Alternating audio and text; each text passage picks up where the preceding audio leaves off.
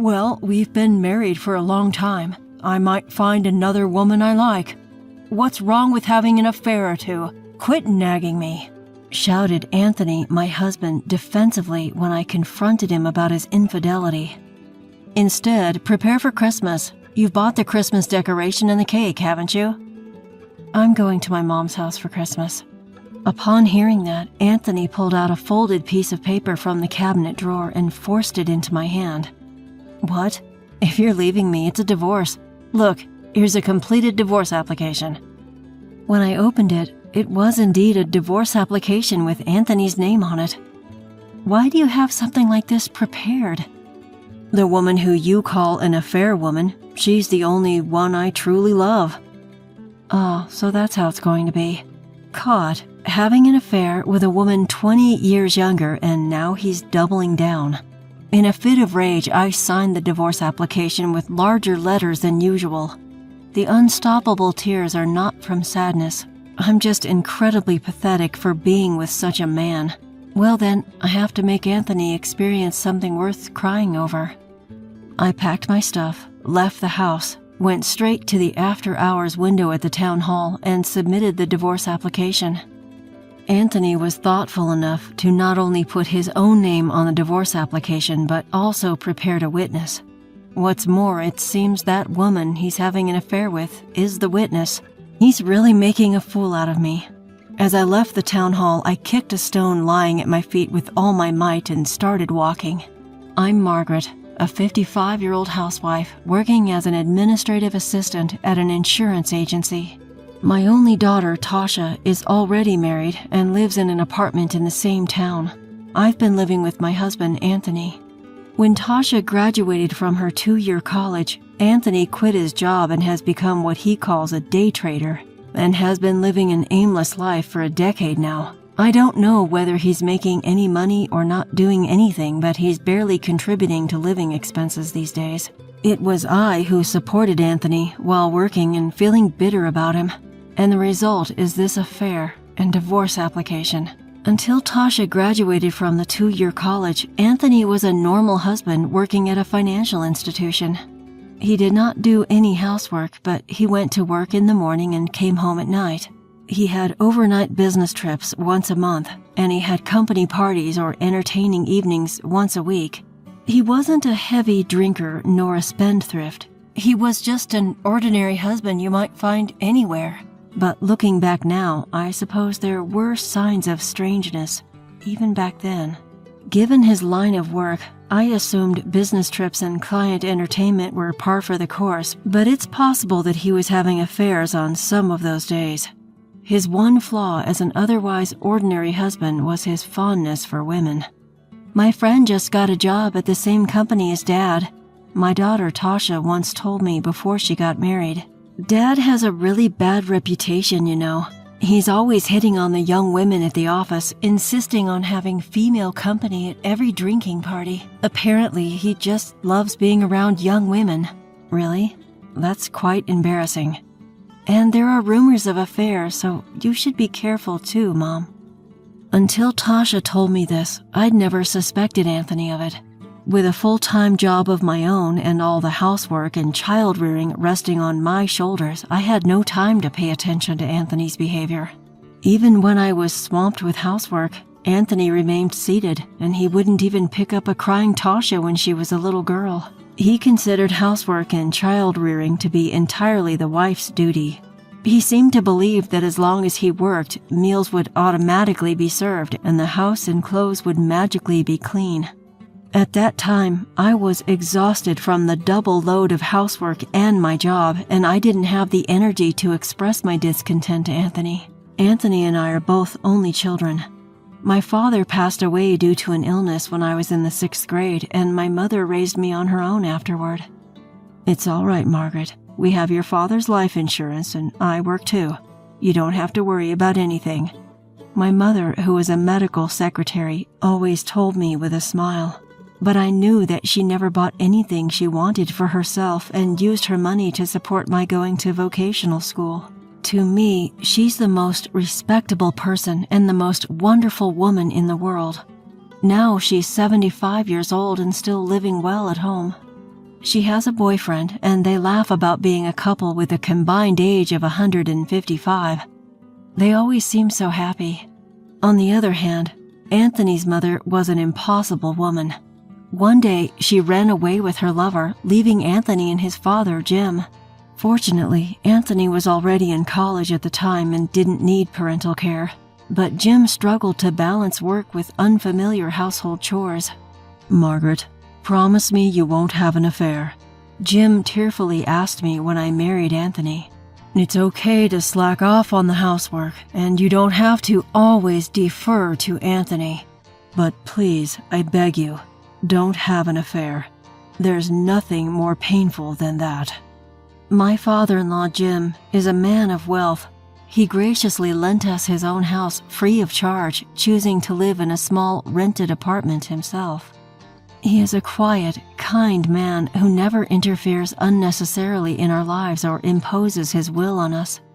I appreciate and deeply care for him. I don't want to upset him, but I suppose I have no choice but to talk about our divorce and the reasons for it.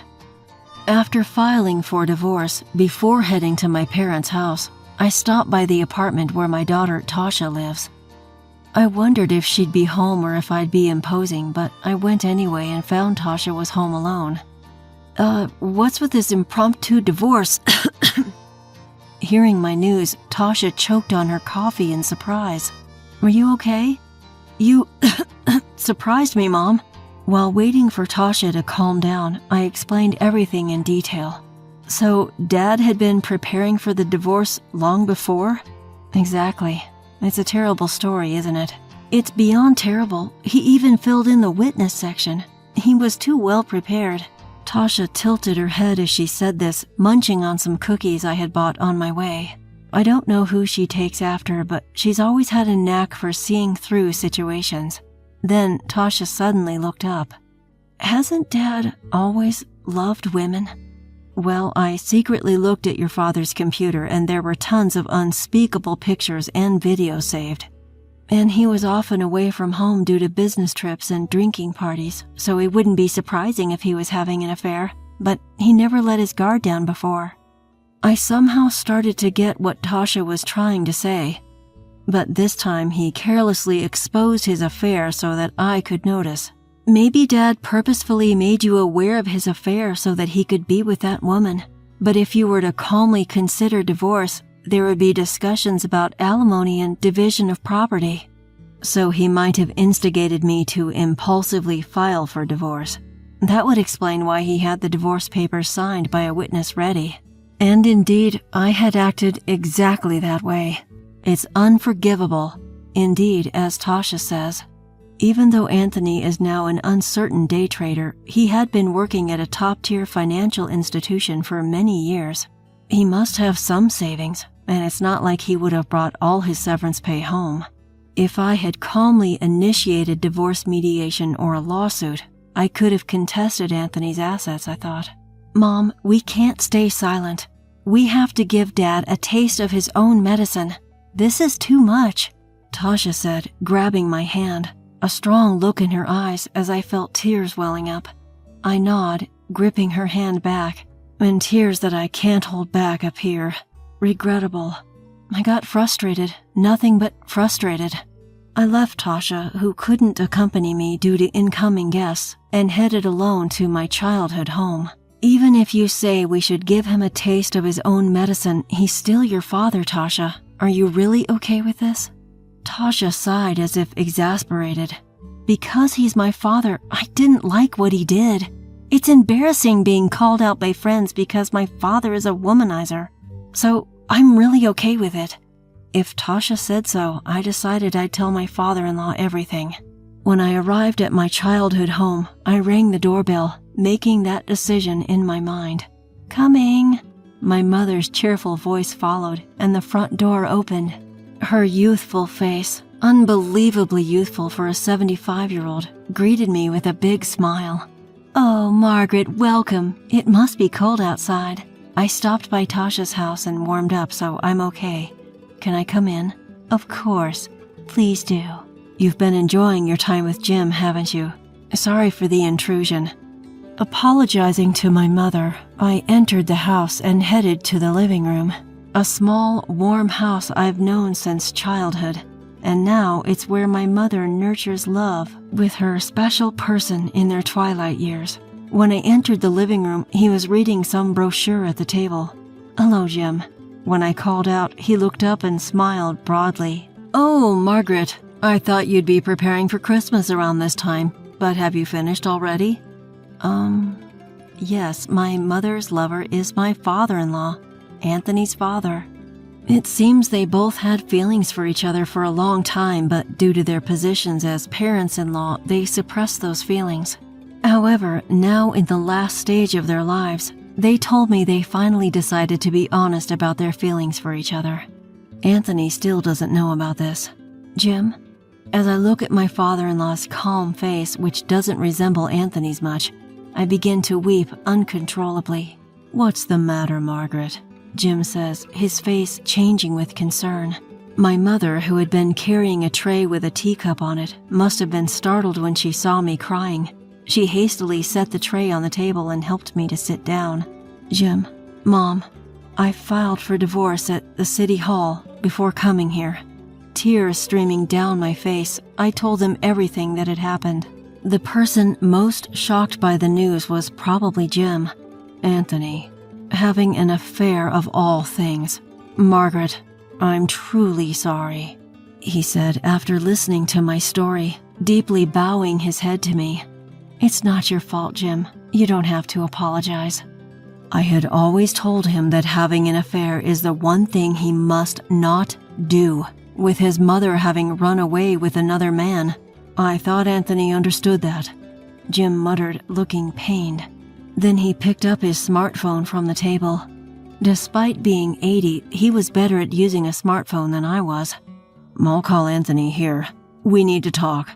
Leaving you without a penny after having an affair, I won't allow him to just get a divorce like that."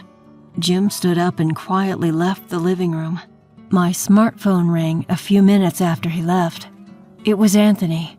I declined his call, but he called back almost instantly.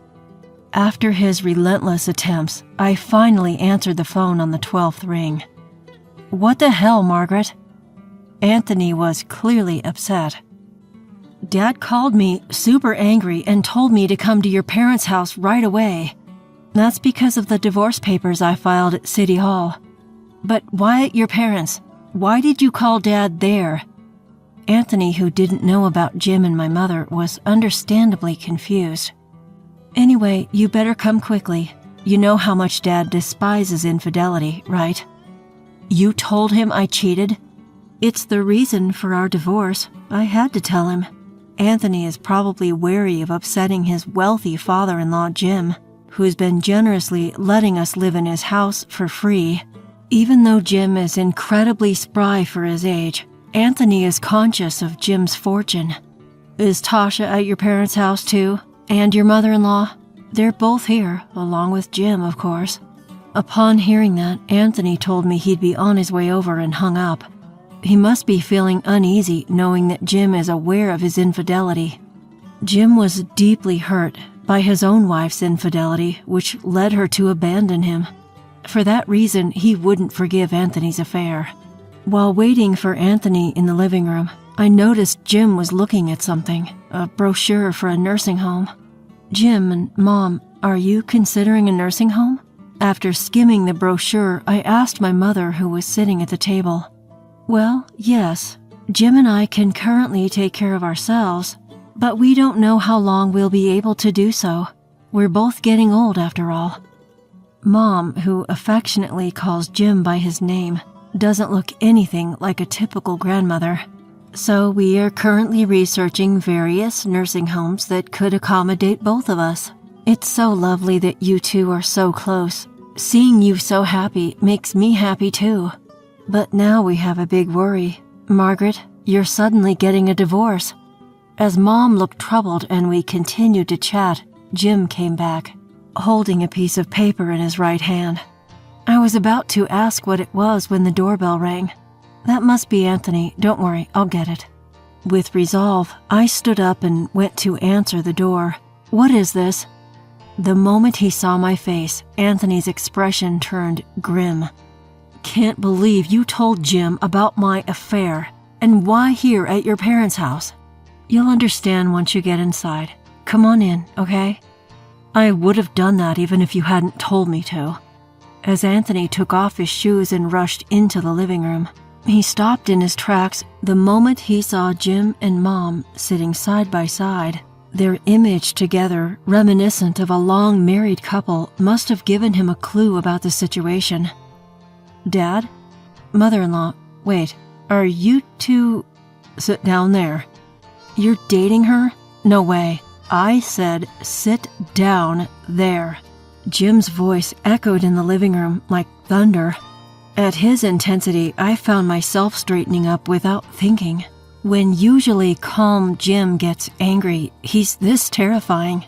Anthony, the one being yelled at, had lost the confidence he had when he thrust the divorce papers at me and sat down in front of Jim with a frightened look on his face. I heard from Margaret. When she confronted you about your affair, you lashed back and handed her divorce papers? Well, about that. On top of that, the divorce papers were filled out and one of the witnesses was the woman you were cheating with. Is that true? Well, it was just the way things went, or a difference in perception. I'm asking if it's true. Stop beating around the bush and answer me. Again, Jim's voice thundered. Flustered, Anthony mumbled a small, "It's true, I'm sorry." Anthony, after you claimed to be hurt by your mom's affair, how could you do the same thing to Margaret? Moreover, having divorce papers ready and forcing her to file them? I just handed her the papers. I never thought she would actually file. You think that excuse is going to work? Do you have any idea how much your actions hurt Margaret?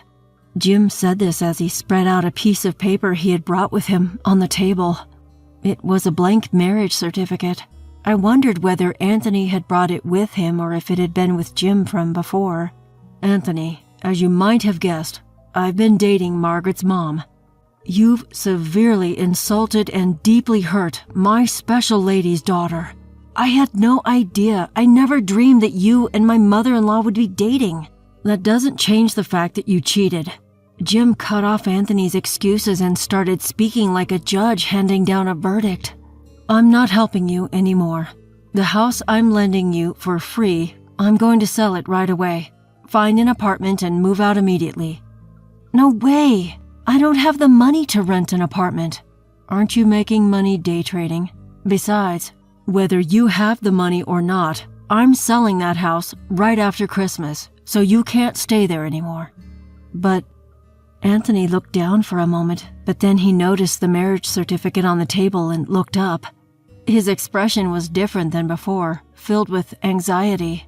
What's that marriage license for? Surely you're not thinking of getting married. That surely is exactly what we're thinking. We're getting married. But if you do that, the inheritance I'd get from you will be halved. Anthony blurted out reflexively, then in the next moment gasped and covered his mouth. He must have realized he misspoke. But once a word is spoken, it can't be taken back.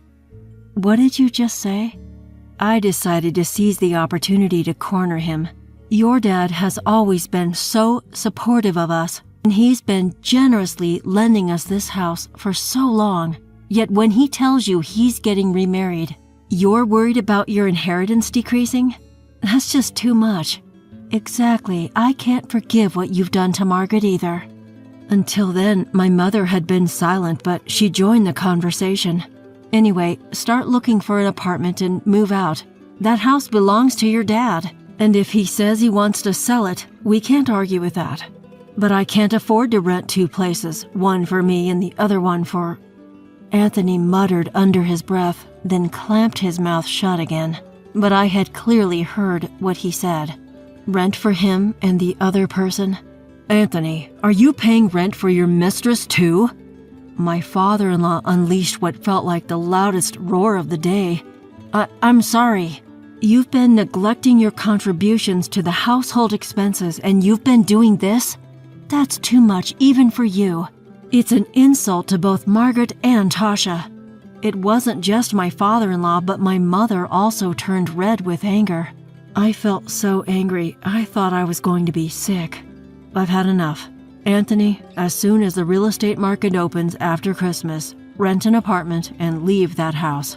But I won't leave you the inheritance. I'll spend my fortune freely. In the end, we'll move into a luxurious assisted living facility, and there will be hardly anything left for you. As he delivered his words like a blow, my father-in-law stood up and pointed towards the door. The discussion is over. Get out. But wait, I don't have that much money. Quiet. I told you to get out. Whether he gave up due to that intensity or not, Anthony stood up powerlessly, leaving the house. It seemed he was relying on Jim's fortune, living freely and showering women with gifts. I felt no pity watching his staggering figure leaving. So Christmas arrived, and just as Jim had declared, the house was put up for sale, and a buyer was found in no time. The place Anthony moved to after losing his residence was a rundown, cheap apartment. Apparently, for the past 10 years, he had been living off his retirement savings without making any serious attempts at day trading. He must have thought he'd live off Jim's fortune eventually, once it was inherited. Once he couldn't pay the rent for his mistress anymore, Anthony was dumped in no time. Seems like he was luring women by dangling his supposed inheritance in front of them. Indeed, the end of the money marked the end of the relationship. Now Anthony is living a solitary life, working multiple part-time jobs. Jim sold the house and paid me all the money as compensation. I used that money to buy a small but comfortable condo where I now live comfortably. I have a pretty fulfilling life, inviting friends over for meals on my days off or visiting my parents' house in Tasha's place. On the other hand, my parents officially submitted their marriage certificate and became a real couple. The meaning of the term dad has changed for me. Perhaps being aware of that, my dad now casually calls me Margaret. Seeing my mom, who had worked so hard to raise me, smile happily is truly a joy. From the bottom of my heart, I wish for my parents, clutching onto this great happiness they found in their twilight years, to live out peaceful days. This house is for me and my parents. Write up the divorce papers and get out. My husband, Leon, who has been treating me like a maid and always favoring his parents, is again saying whatever he pleases. I've been patient so far to avoid upsetting my parents, who were so happy about our marriage, but if he's going to behave like this in front of them, it suits me fine. Alright, I'll do as you say. I left the room, taking my distraught parents with me. When will he realize his numerous misunderstandings? I'm looking forward to it. My name is Jessica, 29 years old. I was born when both of my parents were 40 years old.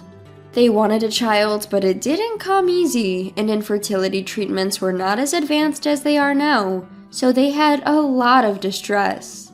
Just as they were about to give up on having a child, that's when I came into their lives. And even now, my parents still talk about it joyfully. Being the long-awaited child, I was doted on immensely by my parents.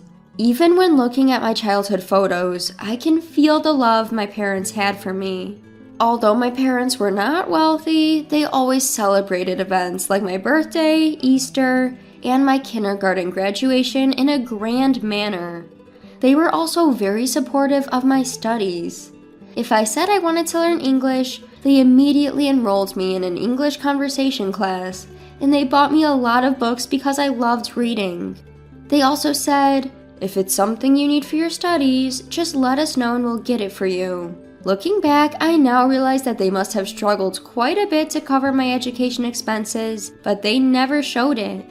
They always treated me with smiles and celebrated greatly when I got good grades. As I grew older, sometimes my friends would mistake my parents for my grandparents, but I never minded. I met my now husband, Leon, at a matchmaking service. Leon, like me, was an only child with elderly parents, and our circumstances were similar. We had the same hobbies, and our conversations were lively. We dated smoothly and decided to get married. My loving parents were in tears at our wedding, blessing our marriage. At first, I was working after our marriage, but Leon proposed. We both have elderly parents. Of course, we don't feel dissatisfied about it, but wouldn't it be nice if they were younger? It's tough to raise a child in old age. We want to have children sooner, so can you quit your job and focus on raising a child? I loved my job, but what Leon said made sense. I remembered my mother telling me that her night shift job and the stress from it, as well as not being able to get the timing right for conception, might have been reasons why they had difficulty having me. I thought it might be a good idea to quit my job and focus on creating a conducive environment for having a baby. Plus, Leon said, you can return to work when our child is old enough, which reassured me. Fortunately, I had a professional certification that would allow me to return to work anytime. So, I quit my job and became a full-time homemaker. However, after our marriage, Leon started acting high and mighty just because I was a homemaker. Before we got married, I thought Leon treated me as an equal, but after, he started acting as if he was superior. Being a housewife isn't exactly a walk in the park. Between cooking 3 meals a day, cleaning, laundry, things I used to casually handle when I was alone became a challenge, especially since Leon is particular about details and won't allow any slack. Dinner should always consist of at least 3 dishes. Also, ensure there's hot pancakes for breakfast. My mom managed to do that even while working. When I wake up in the morning, my suit and shirt should be ready on the hanger. Just grab my bag and go. That's the least you can do as a housewife. That's how my parents always did it.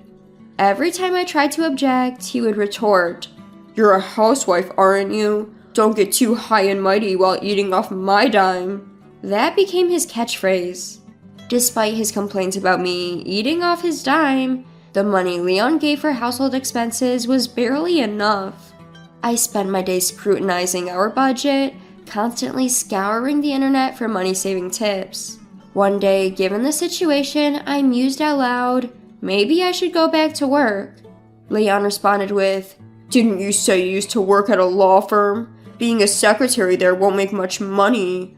I won't allow you to neglect housework for that." So he wouldn't even let me return to work. I wondered if Leon was misunderstanding something. However, by this time, I was too tired of his constant complaints and shouting to argue. And truthfully, I wasn't sure if I could maintain the quality of housekeeping and care for Leon if I was also working. Moreover, I didn't want to upset my parents, who were so happy about our marriage, so I couldn't confide in them. But it wasn't just Leon's attitude that bothered me. He frequently invited his parents to our house. Mother's Day, Father's Day, his parents' birthdays. He would find any excuse to invite them over and have me prepare the meal. On these occasions, Leon would give me extra money, instructing me to buy some good fish or make a steak from premium beef. Every time we hosted his parents, Leon would give them gifts. His parents would eat and drink to their heart's content, treating our house as if it was their own, without thanking me, and then they'd leave. Once, I asked Leon, "I think it's great that you honor your parents, and I don't oppose it, but can we also invite my parents occasionally?" Leon immediately turned sour and snapped. "Why would we do that? Understand this. I'm the one paying for the meals and gifts. Why should I spend money on your parents who aren't even blood related to me?" He dismissed the suggestion. Resigned, I started secretly using my savings from before I was married to buy presents for my parents. Then one day, my parents contacted me looking troubled. They told me there was a fire in the apartment next to their house, and part of their home was burned down. Thankfully, they were unharmed, but the house required major repairs. They were temporarily living in a makeshift house. I decided to visit my parents. Even though they were going through a tough time, they welcomed me warmly. When my father gently asked, "Is your marriage going well?" a twinge of sadness hit me as I replied, "Yes, we're getting along all right." When I inquired about their future plans, he explained that their partially burned down house had been standing since my great-grandfather's era and was incredibly old to begin with, so they were thinking about letting it go. They were considering moving into a rental apartment going forward. My mother sighed. Even though it's an old house, it's filled with memories of Jessica, so it's sad to let it go. At that moment, I made up my mind. I decided to discuss this with Leon when I got home. Do you remember I mentioned that my parents' house was caught in a fire and burned down? Given their age, I was thinking of buying them a new house, maybe one equipped with accessibility features. Leon curtly retorted, Where's the money coming from? I'm not putting in a dime. Just as I'd expected, I replied, I'm not planning on building a mansion, so it won't be a burden on you. I intend to use my savings from my single days. Leon pondered for a bit, then casually responded, Guess even a law firm clerk can save that much. Well, if you're not using my money, then it's fine. So I decided to give my parents a house. I felt it was high time I paid back their kindness. Several months later, Leon, I'm helping my parents move tomorrow, I told him. Leon replied, Alright, I got it, but don't neglect your house chores, then retreated to the bedroom. The next day, I went to help my parents move. Unbeknownst to me, a group of individuals had begun tailing me at that point. We carried my parents' belongings into the house, and we were relaxing in the living room. We were all filled with joy at being together as a family after so long. But then Leon and my in-laws suddenly barged in. While we stared in bewilderment, Leon declared, From today, this is my house. I was taken aback by Leon's sudden appearance. Why are you here? When I asked this, he haughtily replied, I heard you were moving today, so I followed you. When I responded, What? My house? What are you talking about? I don't understand. Leon stated, I've been supporting you all this while. Just marrying someone as clueless as you is something you should be grateful for. My parents have always eaten your terrible cooking with patience. Now it's your turn to return the favor. What a repulsive man. As I stared at him in silence, Leon continued, I've canceled the lease on our apartment. Take your stuff and get out. At that moment, my confused father started to say, Leon, this house. But I stopped him from speaking. Strangely calm, a plan was taking shape in my mind. Instead of my father, I said, This house is our home, my parents and me. What are you talking about? When I relayed that, Leon replied laughing, Don't you understand English? I'm saying the house you bought was my house all along. This is now my parents' house and mine. Oh, I also left divorce papers at home. You be sure to submit them. Ignoring my parents' attempts to speak, I told him, All right, I will follow your instructions. Then I asked the movers to reload the truck we had just unloaded, instructing them on what to do. As this happened, another truck arrived, carrying Leon's and his parents' belongings.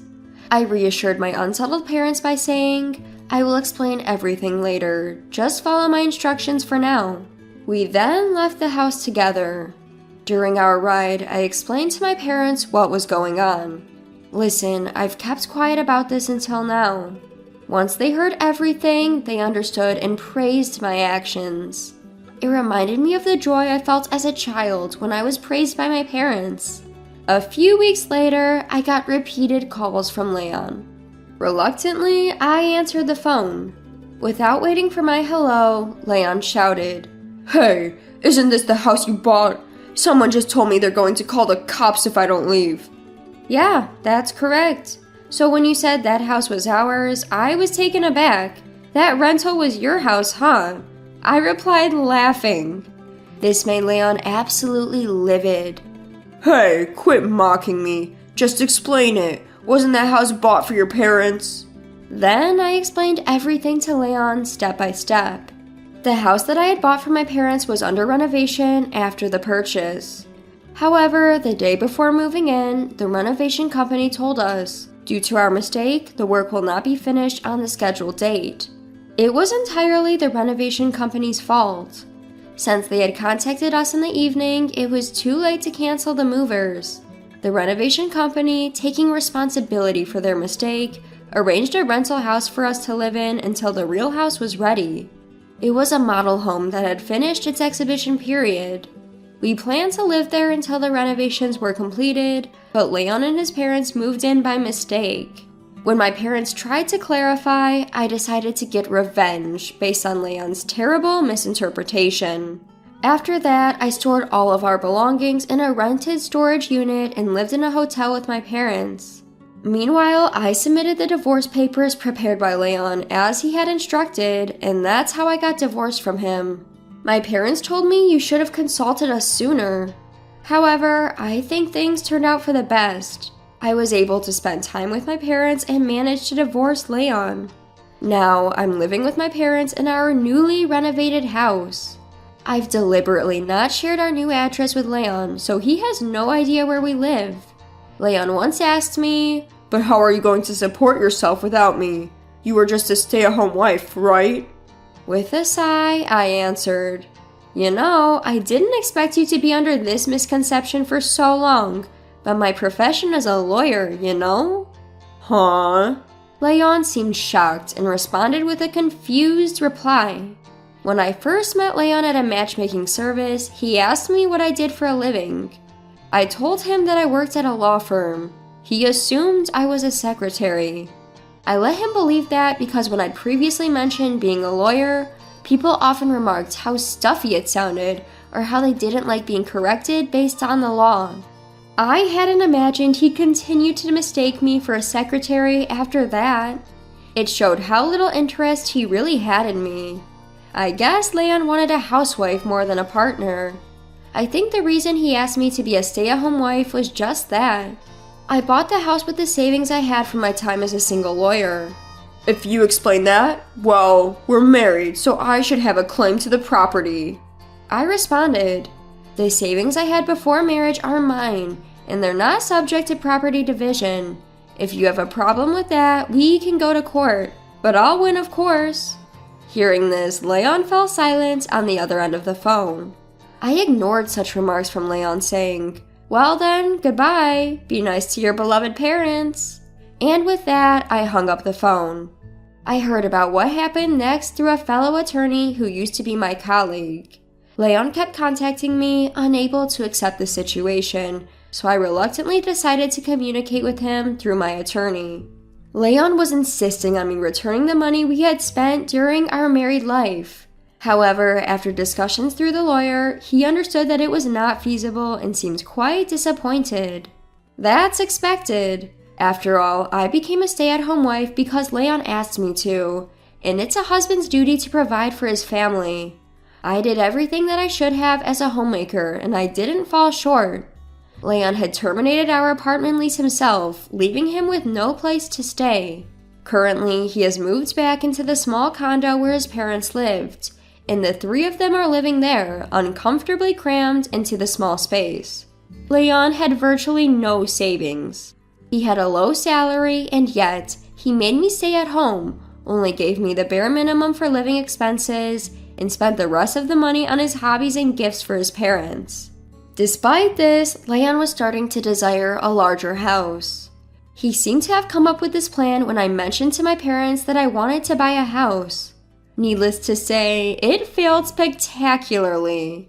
Even if it weren't a temporary home, assuming that we would leave quietly is just stupid. It's pathetic to realize how naive my ex-husband was. Leon is now tired of caring for his parents in the cramped condo, and he has been pressing for reconciliation many times, now that he knows I'm a lawyer. Of course I've been ignoring him. I'm currently enjoying my time in my new house with my parents. At the moment, I'm not particularly keen on getting married again. However, a fellow attorney who I worked with during my divorce from Leon has been showing some interest. I am considering being a bit more positive about it, perhaps to give my beloved parents the joy of seeing their grandkids sooner.